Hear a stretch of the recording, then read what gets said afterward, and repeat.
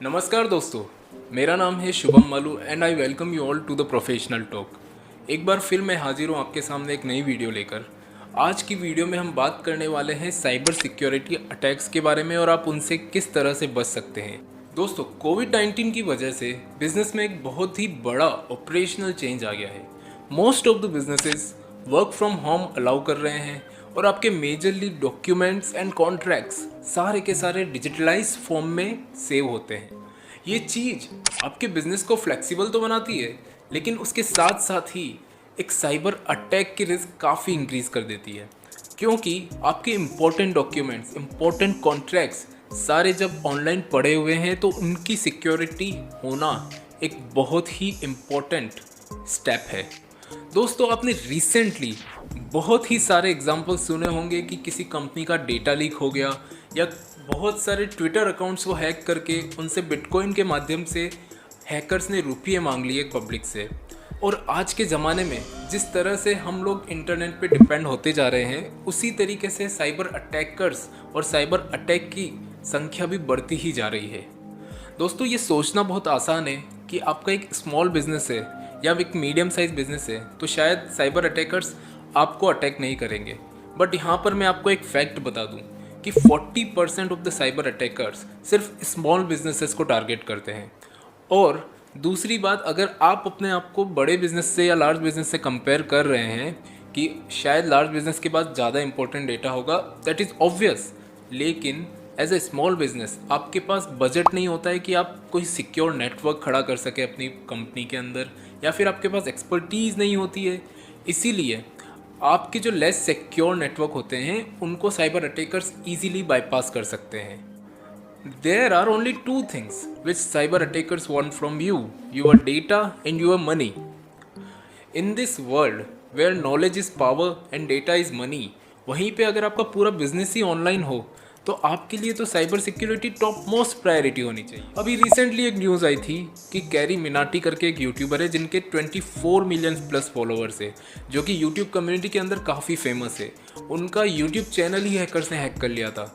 वो तो खैर बाद में यूट्यूब के साथ उन्होंने मिलकर अपना चैनल फिर से पा लिया, लेकिन आप सोचिए कि अगर आपका पूरा का पूरा बिजनेस ही ऑनलाइन चलता है और वहाँ पर आपने कोई साइबर सिक्योरिटी मेजर्स ही नहीं लिए अटैक से बचने के लिए, तो आप कितनी रिस्क में खड़े हुए हैं। मैं इस वीडियो के अंदर आपको कुछ फैक्ट्स बताने वाला हूँ साइबर सिक्योरिटी अटैक के। दोस्तों, वर्ल्ड में हर 2 में से 1 आदमी अपने मल्टीपल अकाउंट्स के लिए सेम पासवर्ड यूज़ करता है। ये आपने अपने साथ भी देखा होगा, मैंने भी काफ़ी बार टाइम देखा है। मैं खुद कई बार अपने मल्टीपल अकाउंट्स के लिए सेम पासवर्ड यूज़ करता हूँ, जो कि काफ़ी रिस्की है। Second fact is 40% of the people uses their birthday और एनिवर्सरी एज देयर पासवर्ड। अगर आपने भी अपना बर्थडे या एनिवर्सरी पासवर्ड रखा हुआ है तो आप उन 40% कैटेगरी में फॉल होते हैं। दोस्तों, third fact is there is a hacker attack in every 39 second in the world के अंदर हर 39 सेकेंड में एक हैकर अटैक होता है। दोस्तों, अगर ना चाहते हुए भी अगर आपको एक हैकर अटैक हो जाता है तो उससे क्या क्या इम्प्लीकेशंस होंगे।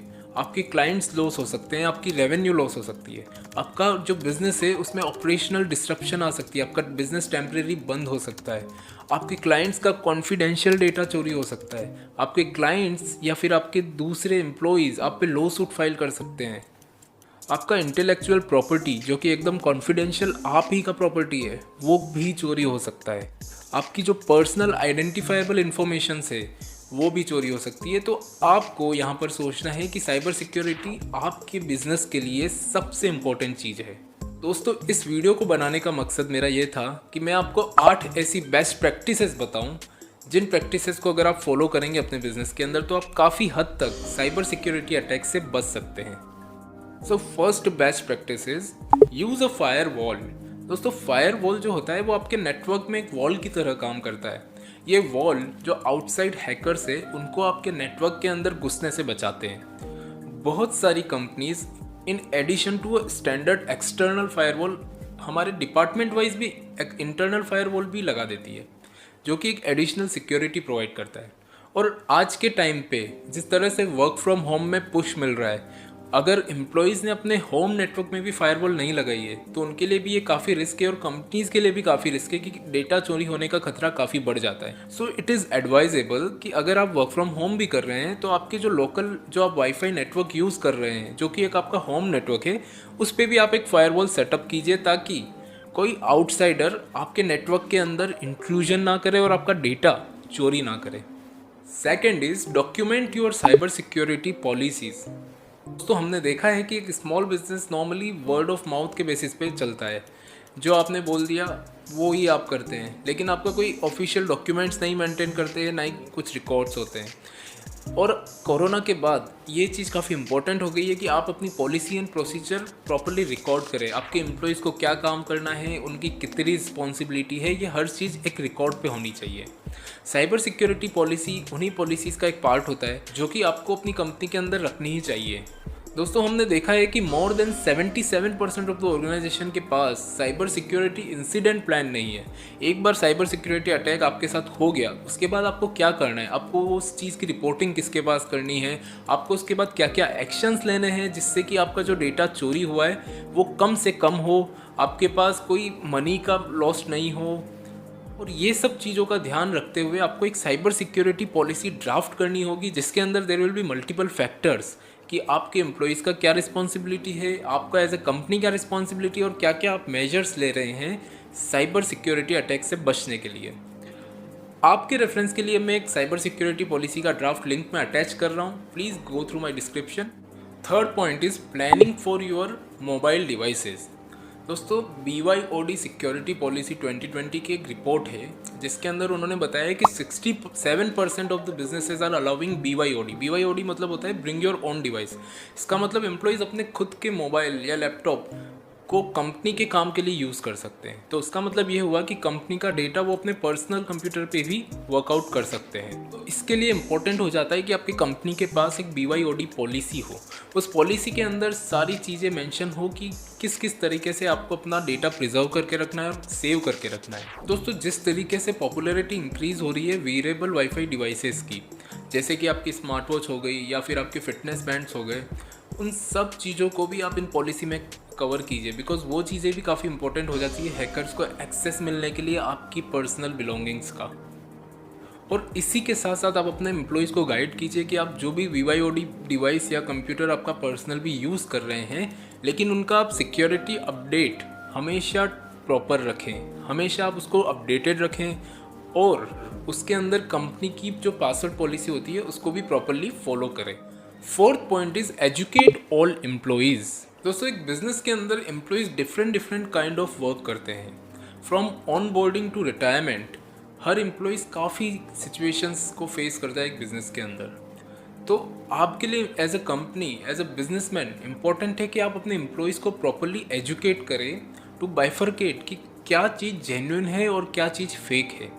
आपने देखा होगा कई बार आपको भी मोबाइल्स पे ऐसे मैसेज आते होंगे कि फ्लिपकार्ट iPhone 11 लगभग 8,000 रुपये में आपको ऑफ़र कर रहा है और वो काफ़ी अट्रैक्टिव डील लगती है। आप उस पर लिंक पे क्लिक कर दिए और आप उसकी वेबसाइट पर चले गए एंड देन आपको पता चला कि आपके बैंक अकाउंट से काफ़ी कुछ रुपये चोरी हो गए। तो आप अपने एम्प्लॉयज़ को उस तरीके से ट्रेन कीजिए कि फर्स्ट एंड फॉरमोस्ट थिंग कौन कौन से फिशिंग मेल है, कौन से जेन्युइन मेल है, कौन सी मेल्स जो इस वेबसाइट से आ रहे हैं वो फिशिंग हो सकते हैं। आप अपनी कंपनी के अंदर साइबर सिक्योरिटी की जो ट्रेनिंग है वो आप ऑनबोर्डिंग का पार्ट भी बना सकते हैं कि जब भी आप एम्प्लॉयज़ को ऑनबोर्ड कर रहे हैं एक ट्रेनिंग उनको साइबर सिक्योरिटी अटैक्स की तो होनी ही चाहिए। उसके साथ साथ उनको इंश्योर कीजिए कि आपकी जो साइबर सिक्योरिटी पॉलिसी है और प्रोटोकॉल्स है वो उनको प्रॉपरली फॉलो करें, उन पे वॉच रखिए। उनके सुपरवाइजर्स को आप समझा सकते हैं कि क्या ये साइबर सिक्योरिटी पॉलिसी को प्रॉपरली फॉलो कर रहे हैं या नहीं। दोस्तों आपको जान के ताजुब होगा कि काफ़ी बड़ी बड़ी कंपनीज भी अपने डेटा ब्रीच का पता आफ्टर 6 मंथ्स तक लगाती है। उनको पता ही नहीं होता है 6 महीने तक कि उनके साथ डेटा ब्रीच हो चुका है। तो आप समझिए कि आपके एम्प्लॉयज़ को ट्रेनिंग देना बहुत ज़रूरी है कि उनको पता होना चाहिए कि कब हमारी कंपनी पे रिस्क आ रहा है। Fifth point is enforce safe password practices. दोस्तों एम्प्लॉयज़ को पासवर्ड चेंज करना बहुत ही पेनफुल प्रोसेस लगता है। हावेवर वेरिजोना 2016 की एक रिपोर्ट है, उसके अंदर उन्होंने बताया कि 63% of the hacker attacks lost, stolen या वीक पासवर्ड की वजह से होते हैं। स्मॉल बिजनेसेस के पास पासवर्ड पॉलिसी तो होती है, लेकिन वो लोग उसको इफ़ेक्टिवली ऑन ग्राउंड अप्लाई नहीं करते हैं। आज के BYOD ज़माने में या फिर जब आप वर्क फ्रॉम होम कर रहे हैं तो ये काफ़ी इम्पोर्टेंट हो जाता है कि आप अपनी पासवर्ड पॉलिसी को स्ट्रिक्टली एम्प्लॉयज़ के थ्रू फॉलो करवाएं। और उसके साथ साथ स्मॉल बिजनेसेस हर 60 से 90 डेज़ के अंदर पासवर्ड को रिन्यू भी करें। These all should be a part of your password policy. Sixth point is regularly backup all your data. दोस्तों वो टाइम चले गए जिस टाइम पे आपको डेटा बैकअप के लिए एक सर्वर रखना पड़ता था आपके ऑफिस के अंदर, वहाँ पे एक सर्वर रूम अलग से हुआ करता था। आजकल के जो टाइम है वो क्लाउड वाले टाइम है। क्लाउड के अंदर आपको जितनी चाहे उतनी स्पेस मिल सकती है, आप जितना डेटा चाहे उतना डेटा सेव कर सकते हैं। तो यहाँ पर आपको एक इतनी अच्छी फ्लेक्सिबिलिटी मिल गई है कि क्लाउड सर्विस प्रोवाइडर से आप कांटेक्ट करके अपना डेटा जो बैकअप है वो क्लाउड पे सेव कर सकते हैं। दोस्तों ये इम्पोर्टेंट है अटैक से बचना, लेकिन कहीं ना कहीं ब्रीच तो रह ही जाता है। तो उस समय आपका जो डेटा बैकअप है वो आपको बहुत ज़्यादा हेल्प करने वाला है।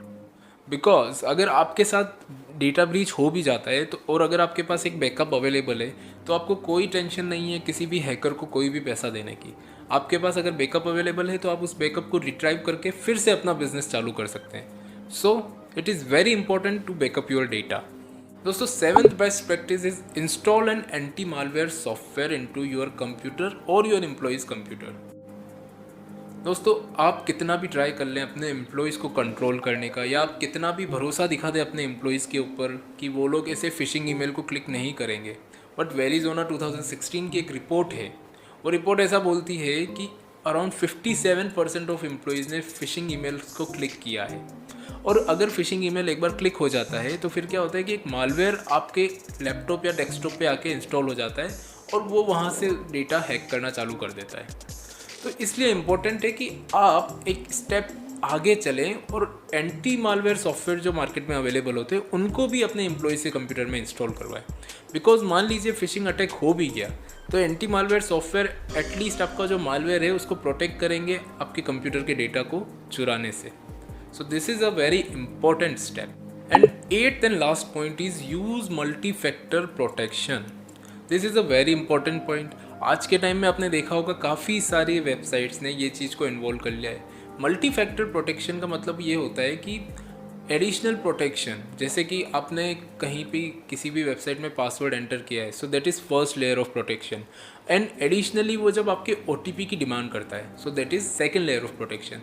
तो यहाँ पे आपको एक एडिशनल लेयर ऑफ प्रोटेक्शन मिलता है। तो इससे हमें फ़ायदा ये होता है कि जो हैकर है उसके पास ज़रूरी नहीं है कि आपकी दोनों चीज़ें हो। फॉर एग्ज़ाम्पल आपका मोबाइल भी हो और आपका पासवर्ड भी हो, बिकॉज आपका जो लॉगिन का एक्सेस है वो तभी मिलेगा जब दोनों चीज़ें वो क्रैक करेगा।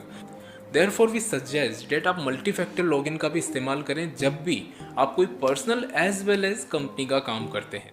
दोस्तों security is a moving target and cyber security attackers are getting advanced on a daily basis.